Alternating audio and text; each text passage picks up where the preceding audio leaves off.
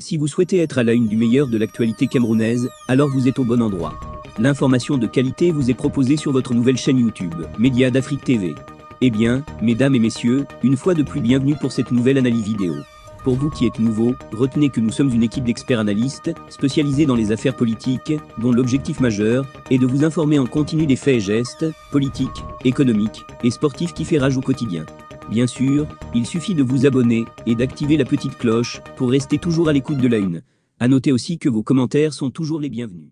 Bracelon de Etou, son audition programmée. Ernest Obama sorti du Cameroun pour une mission. Contrairement aux informations qui circulent sur le toile et même plusieurs sites, le porte-parole de Samuel Etou n'est pas encore auditionné par les lignées du C. Aux dernières nouvelles, l'ancien DG de Vision 4, qui jouait pour Amougou Belinga, le rôle que joue Bruno Bidjan aujourd'hui, a été cité dans l'affaire Brian Fombor, après l'exploitation des serveurs qui ont tout enregistré depuis de nombreuses années. Avant même qu'Ernest Obama ne soit invité à venir expliquer un certain nombre de choses qui ont débouché sur l'assassinat de Fombor, il a été dépêché en mission en Nouvelle-Zélande.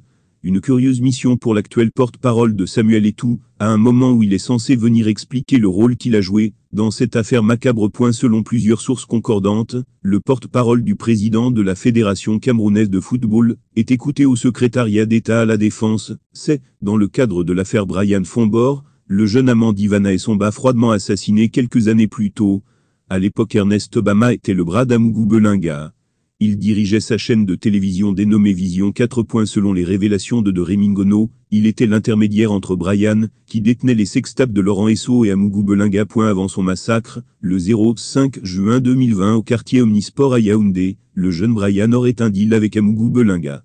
Il exigerait 30 millions pour ne pas diffuser une vidéo des ébats sexuels de plusieurs personnalités, qu'il détenait grâce à Ivana Essomba, son ex-petite copine.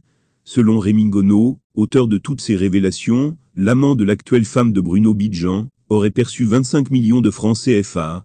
Malgré cela, il maintiendrait la pression, ce qui n'a pas été du goût du ministre Laurent Esso, qui aurait demandé à Amougou Belinga de régler le problème.